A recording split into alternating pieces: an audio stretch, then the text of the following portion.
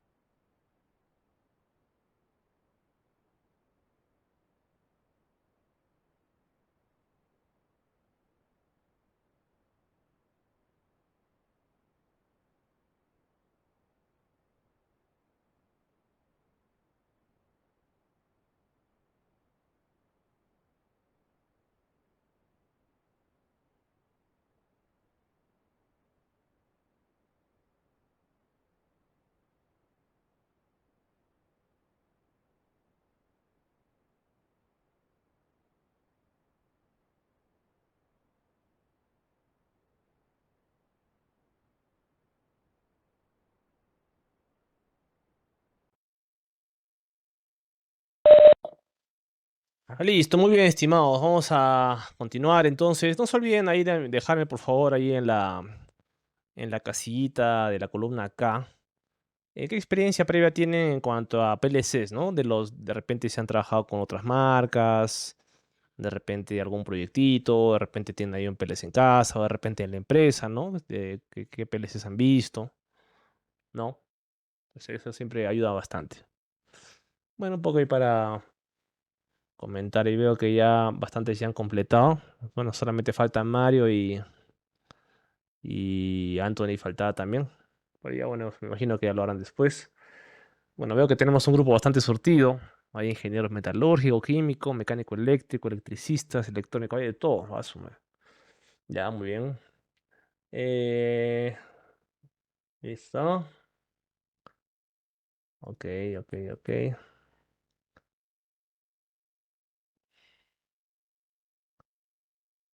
Ya, excelente. Ok, bueno, creo que todos estamos ahí un poco coincidiendo, ¿no? Que queremos crecer como profesionales y bueno, la idea es que este curso pueda ayudarnos a que eso sea así, ¿no? Muy bien, excelente. Y sí, pues también estoy de acuerdo con Franklin, lo que comenta también, cada día se aprende algo bueno. Bien, entonces señores, vamos a continuar con la sesión. Bueno, vamos a hablar un poquito ahora de los controladores, bueno, a nivel de instrucción discreta, ¿no? Y en esta oportunidad vamos a hablar un poco de estos controladores Logix. Sí, bueno, que son los de Allen Bradley. En un breve voy a hablaros un poco también de Siemens, sobre todo con un ejemplo práctico, a la par que lo hacemos todos, yo creo. Sí, yo creo que hacemos unos 40 minutos de teoría y ya lo pasamos a la parte práctica, ¿no? Entonces, me confirma por favor si es que para cursos previos han trabajado con Allen Bradley o han trabajado con Siemens o con qué plataforma han trabajado. Ahí por el chat lo pueden dejar, por favor.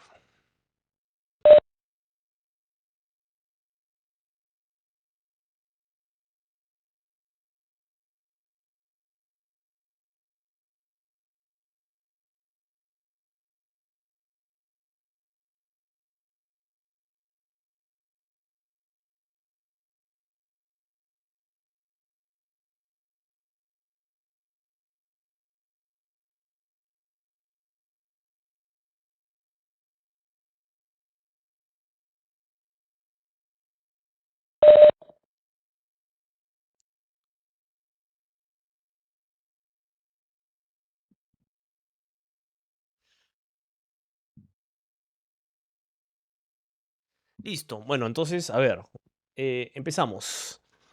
Bueno, pero creo que para algunos esta parte es nueva. Me imagino que de repente entonces no todos son del pipe. Bueno, en cuyo caso, me confirman por favor si es que hay alguien que no es del pipe y que más bien está llevando este curso como curso libre. Sí, me va a ayudar mucho para poder orientar la sesión de esa forma, ¿no? Porque yo espero, si es que son del pipe, que lleguen con una base, pero si es que no, vamos un poco más lento, ¿no? Para que nadie se pierda. Me confirman, por favor.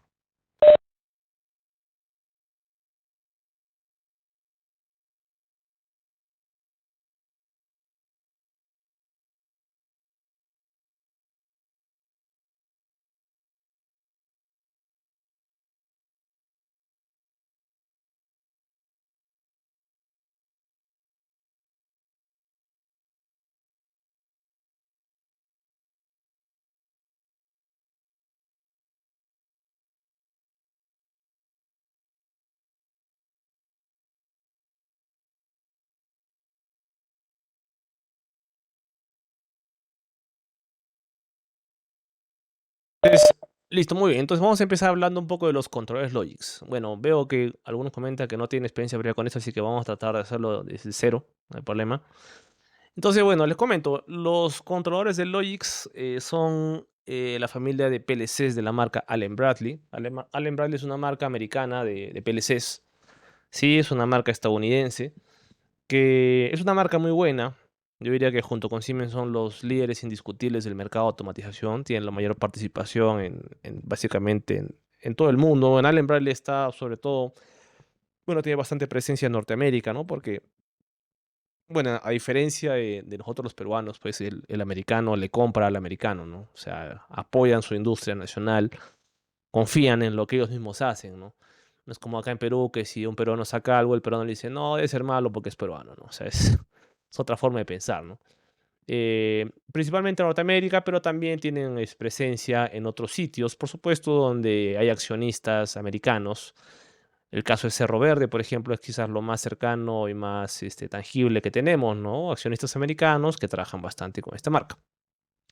En el caso de Siemens, bueno, es un fabricante alemán, entonces tiene más presencia en Europa, ¿no? Aunque también en Latinoamérica, debido a su relación calidad-precio, tiene bastante presencia también. Y bueno, en el caso de Asia, ya podríamos hablar de marcas quizás que, bueno, que de repente acá se conocen porque son mucho más baratas, pero no necesariamente mejores, ¿no? Por ejemplo, puede ser Delta, Unitronics, marcas de ese tipo, ¿no? Que de repente tienen una relación de, bueno, el precio es exageradamente bajo para un PLC.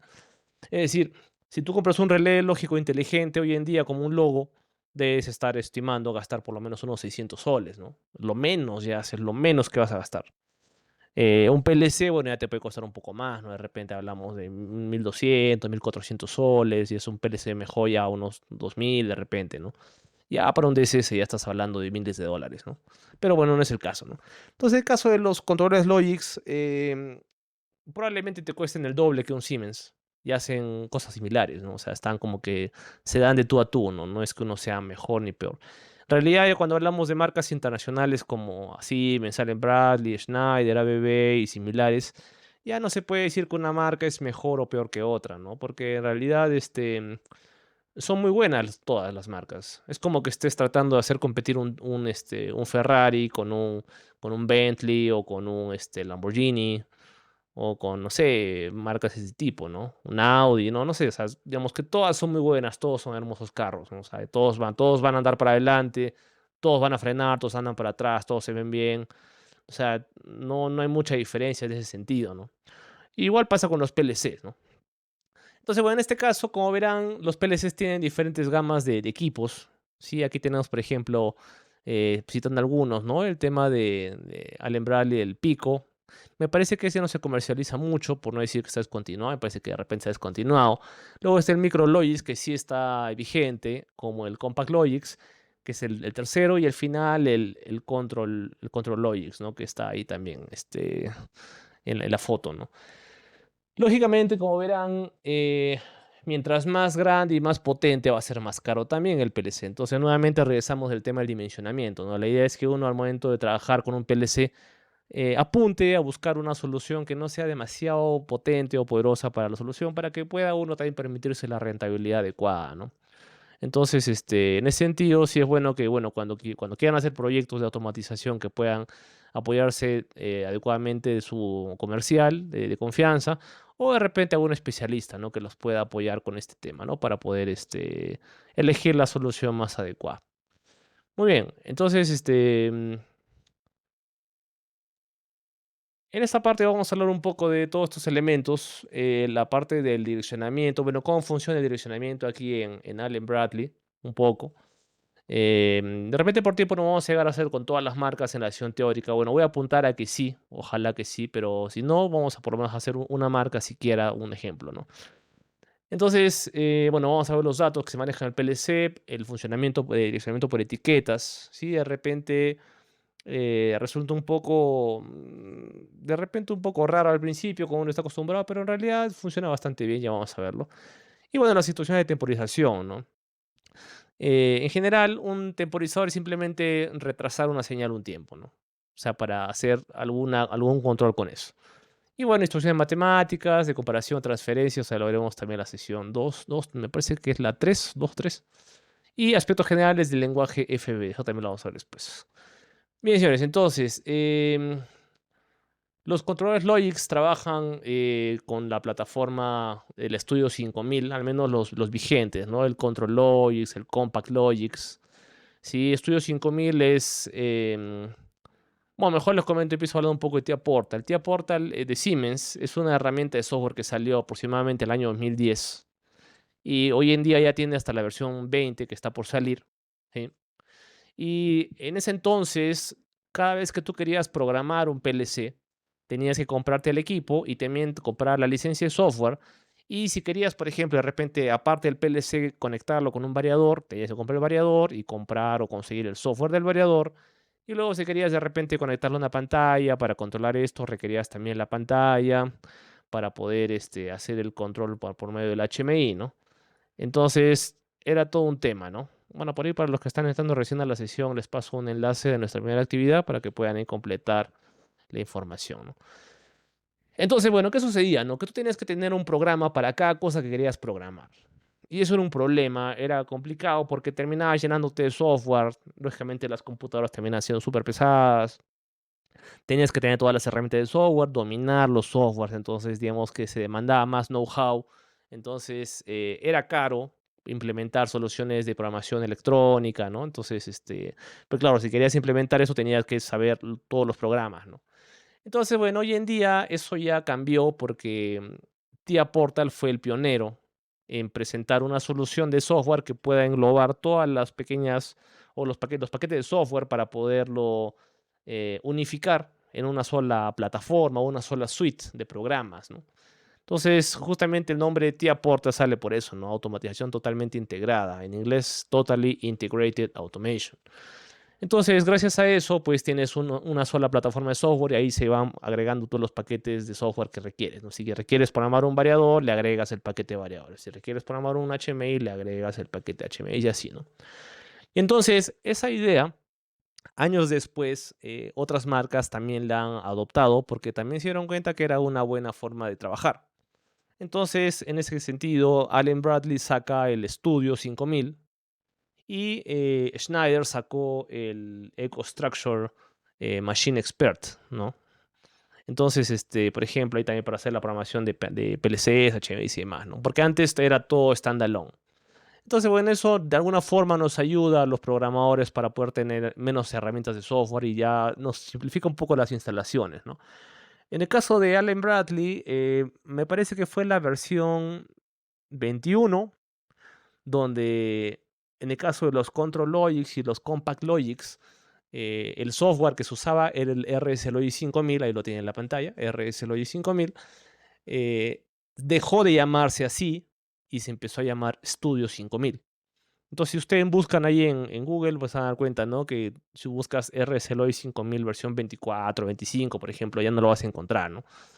Entonces, porque ya se empezó a llamar estudio, ¿no? Bueno, me parece que fue, no fue en la 21, fue un poco después, creo, no recuerdo exactamente cuál. Entonces, bueno, este software era bueno, el programa para hacer el código del PLC, ¿no? Principalmente el código en PLC se hace en el lenguaje de programación ladder, ¿sí? El lenguaje ladder, que es el lenguaje de contactos, ¿no? Em, una pregunta de Anthony. La diferencia entre el TIA Portal y el Semantic Manager, ya. Bueno, el Semantic Manager, Anthony, era claro, era como que el primer intento de Siemens por hacer esta cuestión de tener una sola herramienta de software para todos sus paquetes. Pero bueno, si has trabajado alguna vez con Semantic Manager, te habrás dado cuenta de que, por ejemplo, si tienes un proyecto donde tienes un PLC, un HMI, un variador, y querías programar, por ejemplo, primero el PLC, ya trabajabas ahí mismo, ¿no? Pero dentro del Semantic Manager tenías la herramienta, el Step 7, que es el software del PLC. Entonces, dentro de Semantic Manager abrías la herramienta de Step 7, programas el PLC, listo.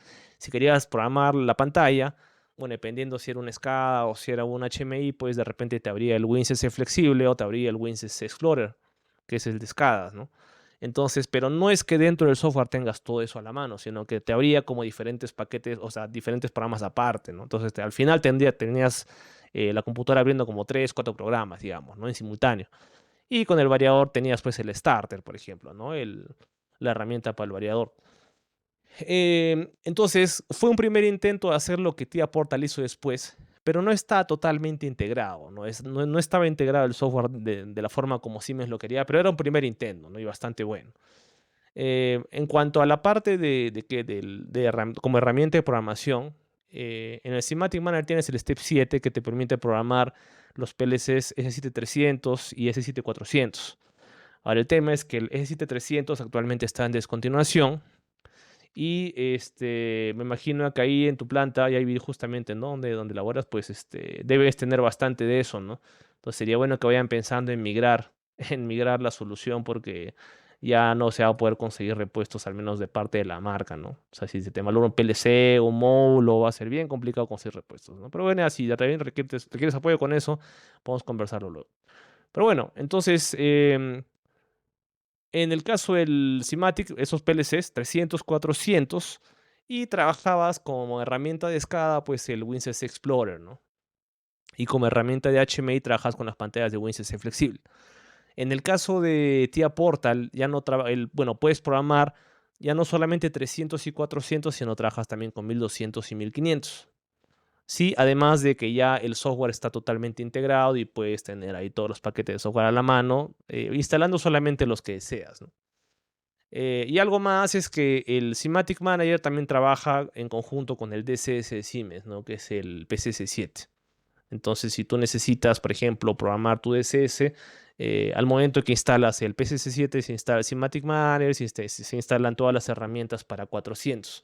Pero ojo que cuando trabajas un 400 como DCS, tiene un funcionamiento muy distinto como PLC. Sí, bueno, espero haber aclarado la duda. Vamos a continuar. Si igual, si no, me pueden ir comentando por el chat y si van surgiendo más preguntas. Entonces, ¿qué pasa?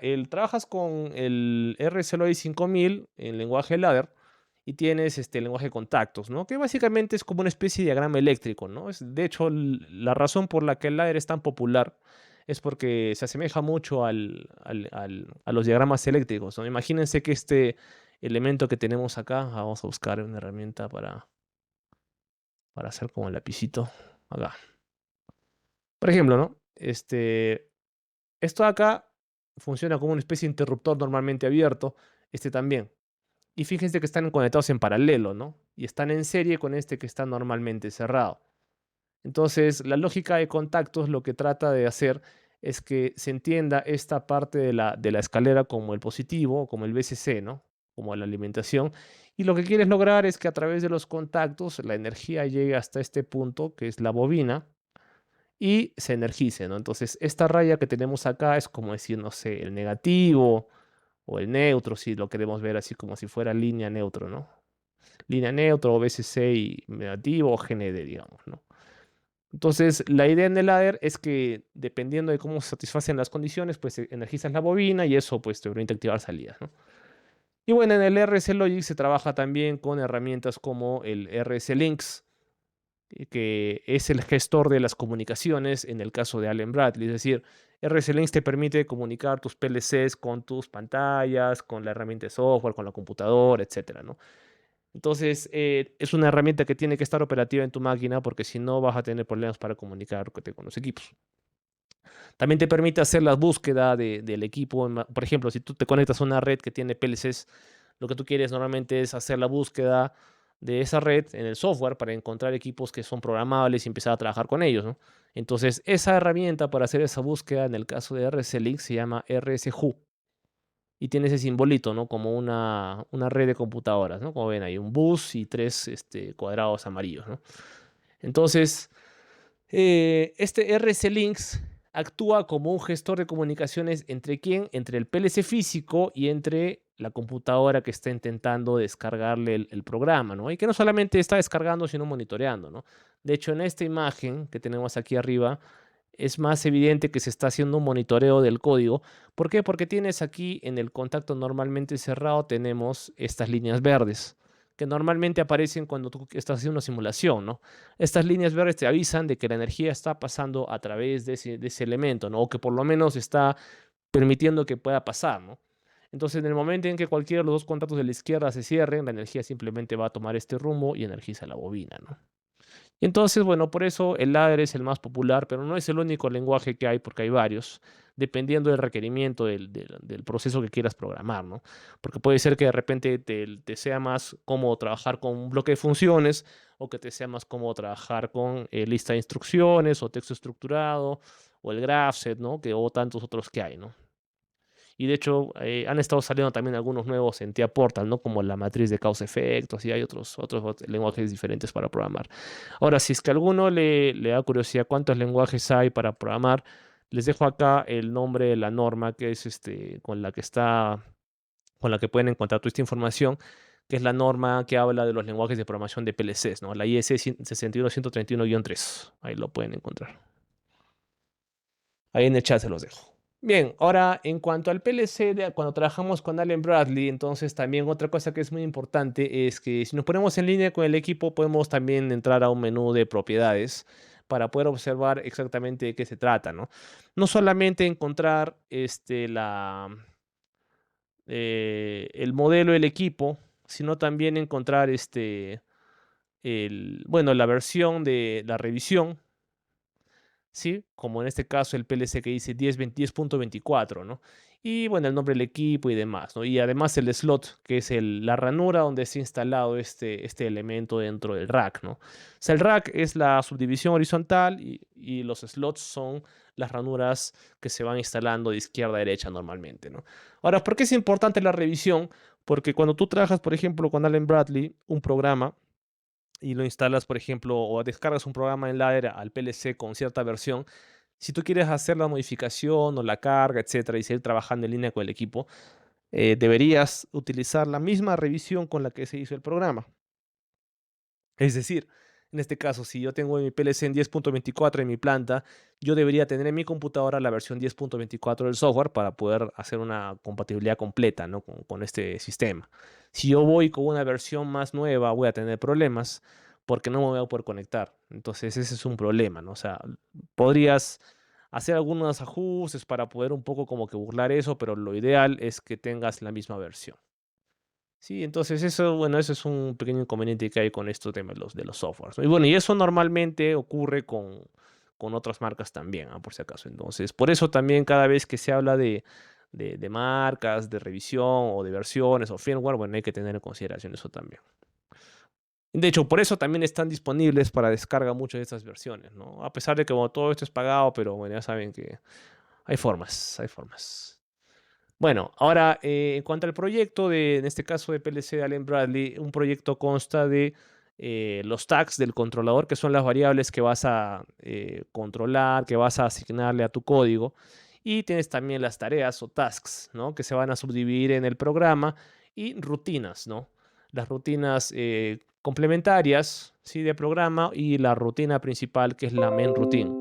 Lo que ocurre es que un PLC por la forma como está constituido ya eso ya para todas las marcas, tiene un ciclo de scan, ¿no? Entonces ese ciclo de scan se va a repetir una y otra vez. ¿Qué ocurre en el ciclo de scan? Bueno, el PLC toma todas las señales de entrada, las almacena en un espacio de memoria y empieza a ejecutar el código con esas señales que ya están almacenadas. Entonces, tiene que ejecutar todo el código de pies a cabeza, o perdón, de cabeza a pies porque lo hace de arriba hacia abajo y de izquierda a derecha, y una vez que termina actualiza las salidas. Si en ese lapso de tiempo que pasó desde que se grabaron estas entradas a la memoria y se empezaron a analizar, las entradas cambiaron, entonces el PLC no lo va a considerar. Ya no lo va a considerar sino hasta después, cuando vuelva a reiniciar el ciclo de scan.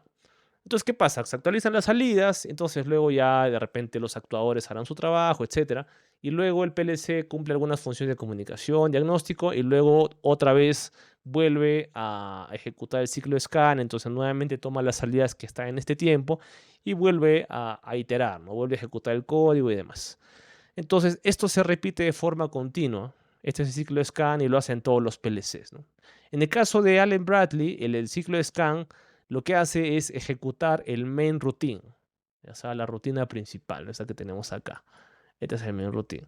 En el caso de Siemens, el main routine no se llama main routine, se llama OV1, bloque de organización número uno, ¿no? Pues lo mismo, o sea, es la misma idea. Es más, voy a tratar de hacer ese paralelo para que más o menos veamos estas semejanzas, ¿no? Entonces, el de Siemens lo que ocurre es que el OV1 se está normalmente, se actualiza de forma constante, ¿no? Ahora, en el caso de Allen Bradley, cuando tú abres un proyecto en Allen Bradley, tienes esta información, ¿no? Tienes el controlador, bueno, está agrupado por carpetas, todo esto. Ahí como vemos, está el controlador. La primera carpeta, pues, almacena los tags, o sea, las variables del PLC. Y bueno, la segunda almacena las tareas, que pueden ser tareas continuas, tareas periódicas o tareas no programadas, ¿no? Normalmente las tareas periódicas, bueno, son tareas que tú esperas que se ejecuten cada cierto tiempo. Por ejemplo, eso se podría aplicar a una comunicación a través de Modbus, de repente para hacer que cada 200 milisegundos, a cada 100 milisegundos, pues se haga la petición de datos. Tareas no programadas que puede ir, por ejemplo, en el HMI, de repente por ahí alguna tarea, no sé, algún fallo, etcétera. Y en la parte de la tarea continua, bueno, ahí es donde va el main routine y los tags de ese main routine, ¿no? Ahora, fíjense que en el caso Allen Bradley, en cada una de estas tareas o cada uno de los tasks, tenemos los program tags de cada task, o sea, las variables de cada tarea, ¿no? Entonces, en ese sentido, estas que tenemos acá, por ejemplo, estas tres, este program tags está contenido dentro de esta tarea.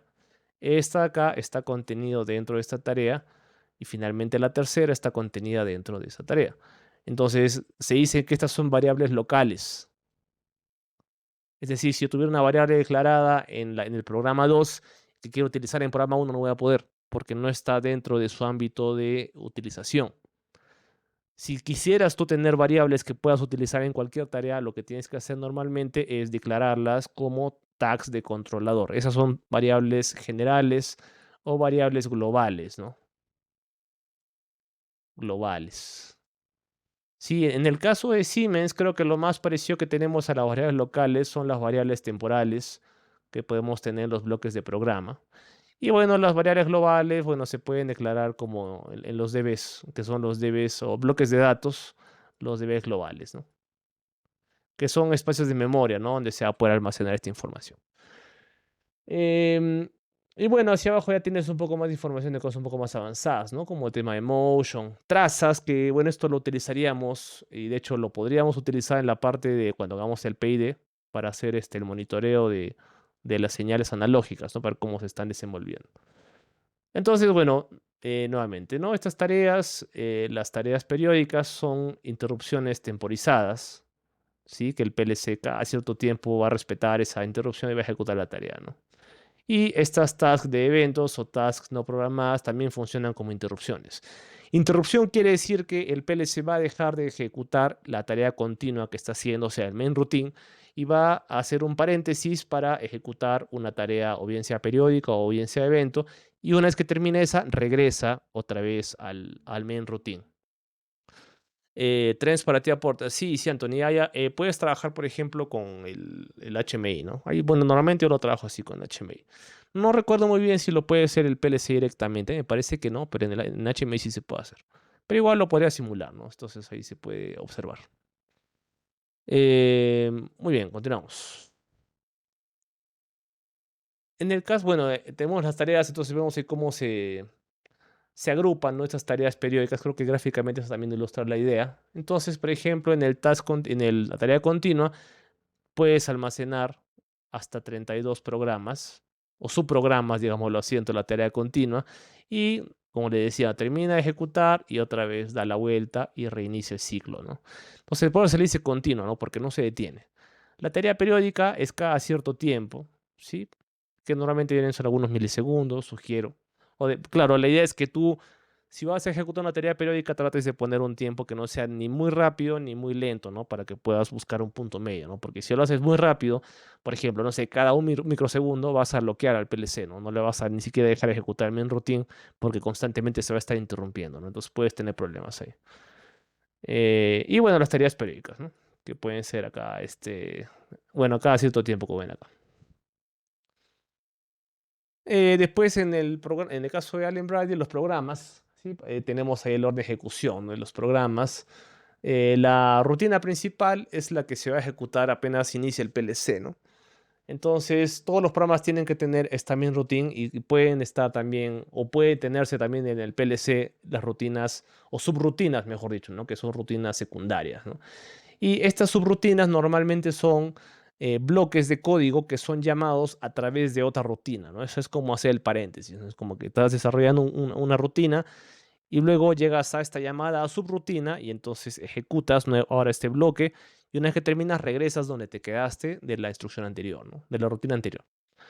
Ahora, la rutina de falla es una que se va a ejecutar si es que hubiera una falla en el programa, ¿no? Entonces también debería tenerse esta rutina, ¿no? Muy bien. Eh, entonces, bueno, tenemos aquí digamos que estábamos hablando justamente, ¿no? De los niveles bueno, le dicen acá scheduling, es como los niveles de ejecución, ¿no?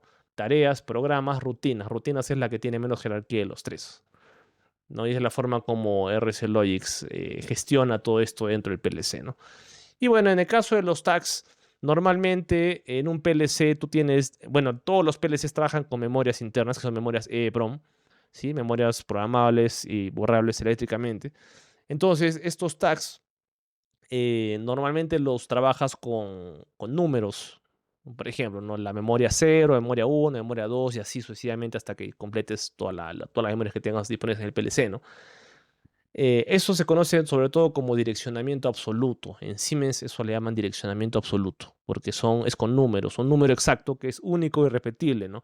Es decir, la marca de memoria cero no va a estar repetida en otra parte de la memoria porque es la única que se llama así, ¿no? Y en el caso de Allen Bradley, la forma como se direccionan las variables o los tags es a través de etiquetas.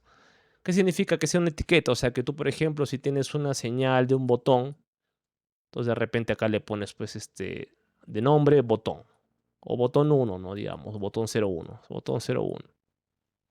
Y este nombre, botón 01, va a estar en tu lista de tags como tal. Entonces tú no vas a saber en Allen Bradley en qué espacio de memoria se habrá almacenado botón 01, pero lo que sí vas a saber es que cada vez que tú digites botón 01 en un contacto, ¿no? Una señal, lo vas a poder utilizar. Entonces Allen Bradley ya se encarga de almacenar esto en la marca 0, 1, 2, 3, la que fuera. Eso no le interesa a un programador de Allen Bradley. Entonces, eso de alguna forma hace que te evites estar pensando en qué número guardas tus variables, ¿no? Para evitar que traslapes datos y esto, ¿no? Pero en este caso, así lo maneja este software. Entonces aquí tenemos, bueno, los tags.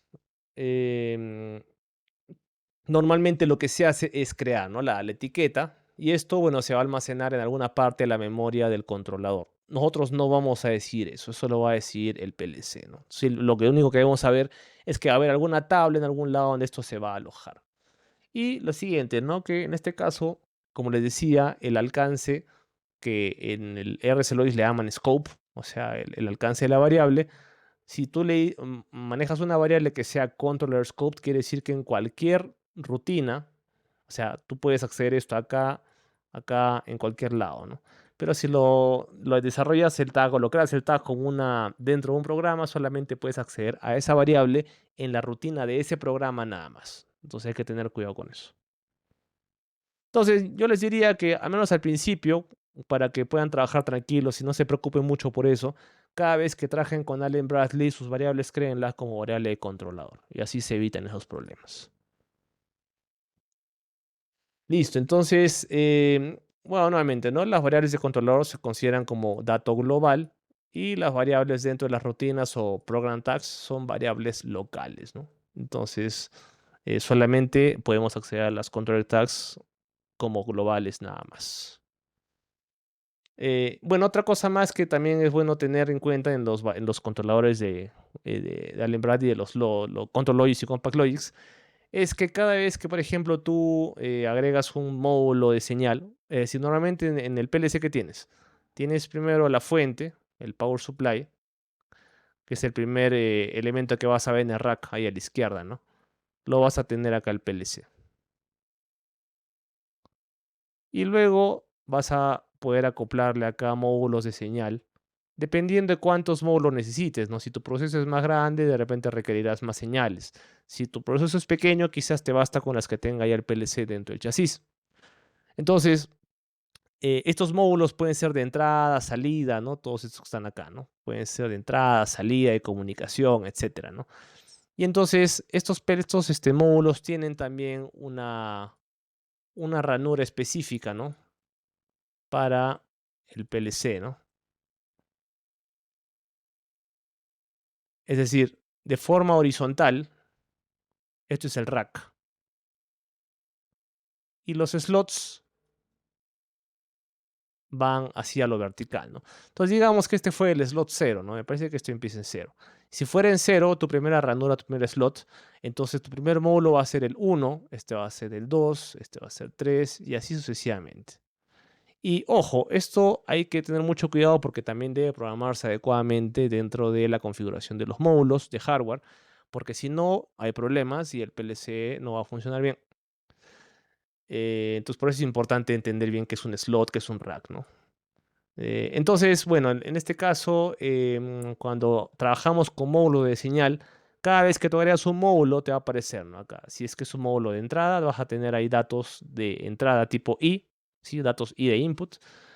Si es un dato de salida, como no sé, salidas analógicas, salidas digitales, te va a aparecer se van a crear tags de tipo O. Y en general todos tienen de tipo C y de tipo S, ¿no? Que es para hacer algunas funciones internas del módulo. Que bueno, yo la verdad normalmente cuando he tenido que trabajar con el embedding no lo he hecho mucho esto, pero sé que se pueden hacer algunas cosas por ahí. Y bueno, eso básicamente, ¿no? Ahora, en el caso de los bits, tienes que cada módulo puede almacenar una cierta cantidad de información, ¿no? Entonces tú puedes, por ejemplo, direccionar al bit 0, el bit 1, bit 2, lo que fuera, ¿no? Hasta 32, si fuera, por ejemplo, un módulo de 32 bits, ¿no? Entonces tú también lo puedes hacer a través del direccionamiento ahí del módulo. Entonces, ¿cómo, por ejemplo, dime, cómo direccionarías una variable en Allen Bradley? Lo es algo así, ¿no? Local 2 o data.4, ¿no? O sea, variable local en el slot 2 de salida, dato y punto 4, ¿no? El bit punto 4. Y eso en el software se vería más o menos algo así, ¿no? Se marcaría el 4 que tenemos ahí, ¿no? De local 2 o data. Si fuera, por ejemplo, local 3 y data, significaría, ¿no? Que tienes en el slot 3 un módulo de señales de entrada, por ejemplo, ¿no? Entonces, esa es la idea. Y bueno, así es como se definen las variables físicas, ¿no? O sea, que provienen de los módulos, ¿no? Y algo más referente al tema de los tags es que cada variable puede tener un alias, que es básicamente un nombre alternativo para estas variables, ¿no? Es decir, en vez de llamarle, por ejemplo, a ese bit local 2 o data 4, de repente yo quiero que se llame, no sé, contactor 1 o motor 1, ¿no? Motor 2. ¿Qué tal, Elías? Buenas noches. Sí, sí, ahí te veo. Entonces, ese alias se utiliza para poder llamar dentro del programa más fácil a la variable de ese módulo, ¿no? Porque es más fácil, más entendible para el programador direccionarlo como motor o no, contactor 1, motor 1, que simplemente decirle local 2 o data 4, ¿no? Es más fácil. Em, bueno, en el caso de la comunicación entre PLCs de Allen Bradley, cuando se trabaja a través del protocolo Ethernet IP, hay digamos, un modelo de comunicación que se conoce como el modelo productor-consumidor, ¿no? Que se utiliza en la comunicación Ethernet IP. Ojo, no es comunicación IP, es Ethernet IP, que es una variante del protocolo CIP, que es el protocolo de comunicación, es protocolo industrial común de Allen Bradley. Y es Ethernet IP porque está basada en Ethernet, ¿no? Pero también ese protocolo se implementa a través de cable coaxial y se convierte en ControlNet y también se implementa a través de líneas de 5 hilos, que es el DeviceNet, ¿no? Bueno, en este caso, en Ethernet IP se trabaja con este módulo productor-consumidor y lo que hace la comunicación es que el PLC que produce el tag la va a enviar a otros, o mejor dicho, va a ser tomada por otros PLCs que la van a consumir, ¿no? Entonces se habla ahí del tag producido y tag y consumido, ¿no? Bueno, en el caso de un modelo productor-consumidor y en el caso de Control Logics, ahí tenemos a la derecha, ¿no? Por ejemplo, cómo serían los módulos de entrada, los módulos de salida y demás, ¿no? Información que se vaya a compartir a través de la red se puede hacer a través bueno, del Ethernet en este caso, ¿no? Ahora un poco hablando de las señales, bueno, esto también lo vamos a mencionar un poco en la parte de señales analógicas, pero solamente para ir mencionando, ¿no? Que la información de los PLCs no está disponible solamente como booleanos, como bits, sino se va agrupando, ¿no? En enteros, enteros cortos, ¿no? Dependiendo de cuántos datos quieres representar. Por ejemplo, si tú tienes un bit, tienes para representar el 0 y el 1, ¿verdad? Entonces yo les pregunto, si tuvieras, por ejemplo, 4 bits, ¿cuántos valores o cuántas diferentes combinaciones tendrías para poder desarrollar con 4 bits?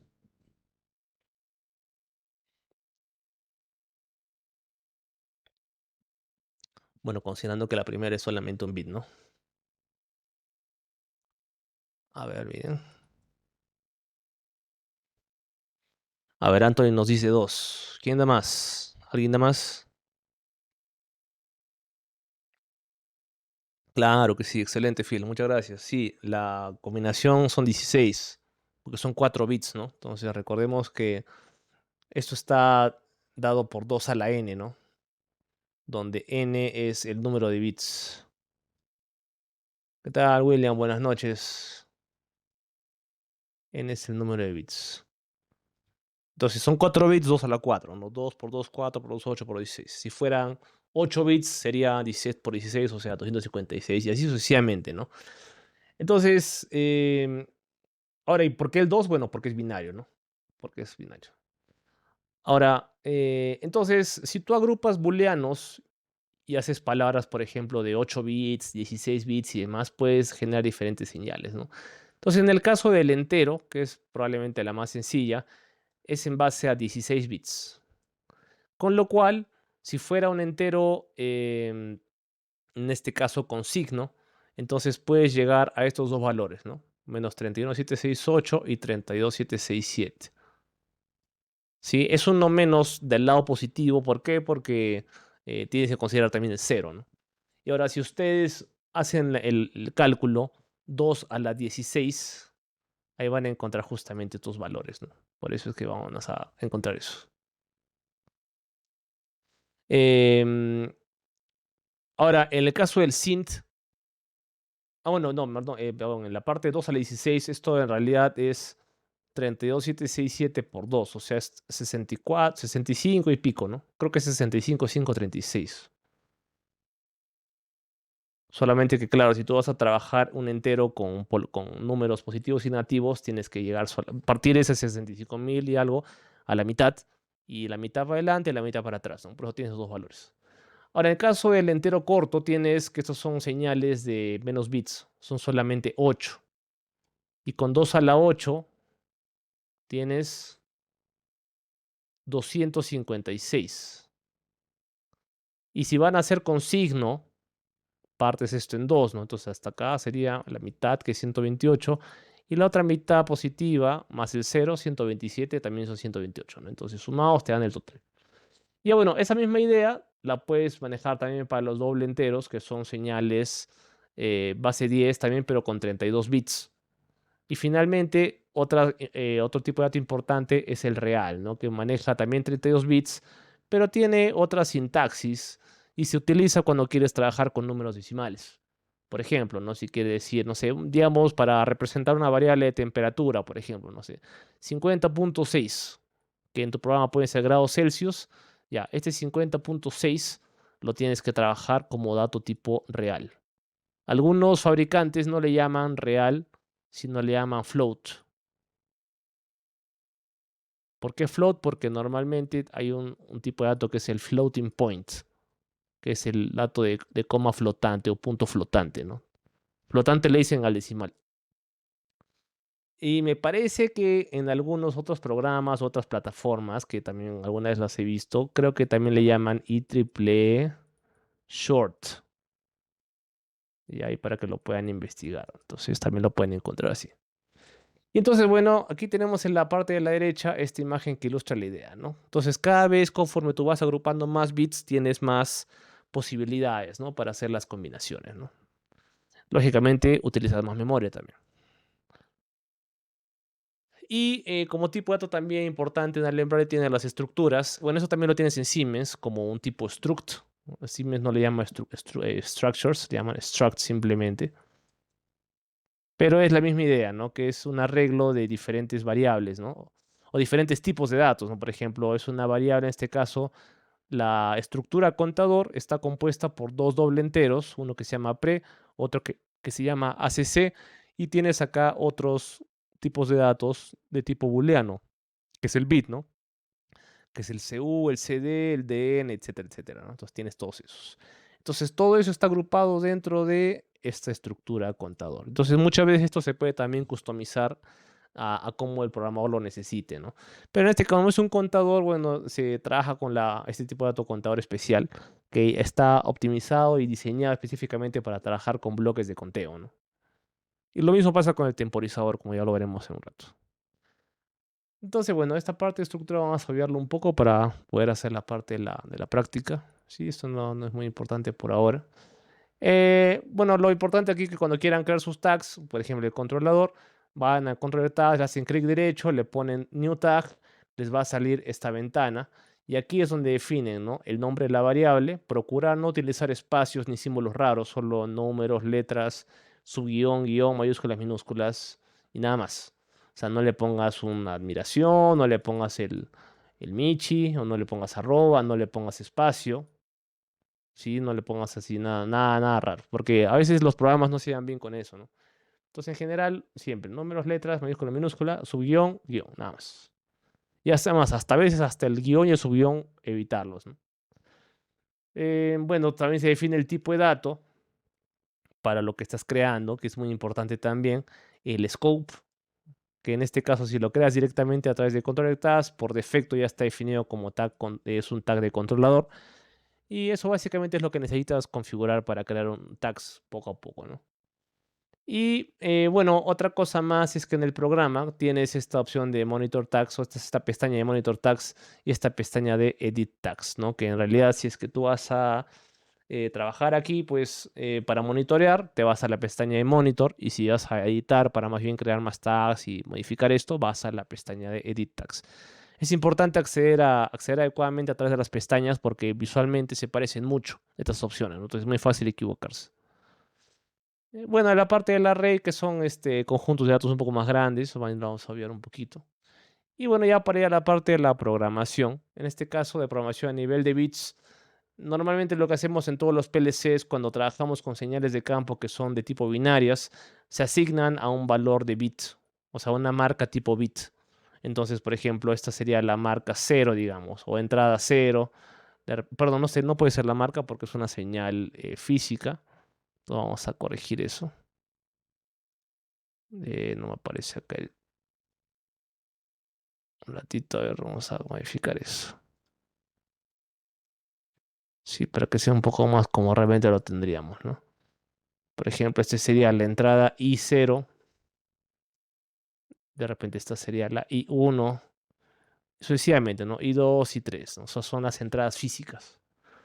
Entonces, esto llega a través del módulo de entradas al PLC. Sí, que también el PLC tiene sus propios input tags que no son de módulo, sino son del propio chasis. ¿Sí? Eso, la idea de que un PLC tenga también señales en su propio chasis se llama que el PLC es compacto, ¿no? Cuando es modular, las maneja a través solamente de los módulos. Bueno, tienes una fuente de alimentación que en automatización está normado a 24 voltios de corriente continua. ¿Sí? 24 voltios. Y tienes acá tags de salida, ¿no?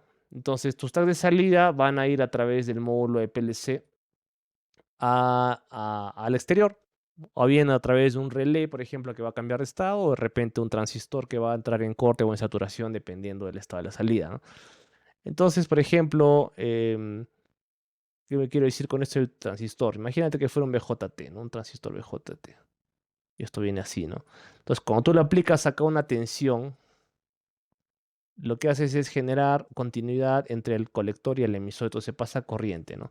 Entonces, esta corriente se puede utilizar para accionar algún mecanismo aguas abajo, o sea, por acá, ¿no?